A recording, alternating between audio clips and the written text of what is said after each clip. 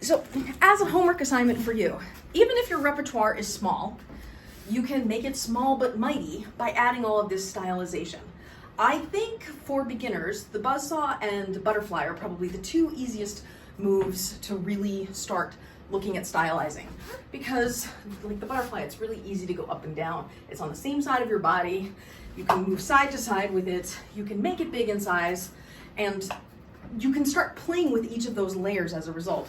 And what you might want to do is set aside in each of your practices, I don't know, 2-3 minutes where you pick 2-3 moves, or maybe 6 moves, and you, for 30 seconds at a time, just try and stylize the move. It's not about connecting the move to anything else. It's about making the move be an expression of you, how you feel you want to represent yourself in your spinning performances.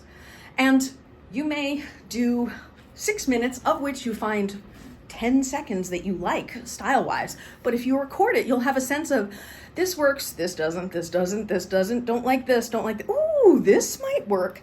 And in the process of looking at yourself doing this and experimenting with it, you may be able to uncover elements of your own expression that you hadn't considered before, simply by playing around with it.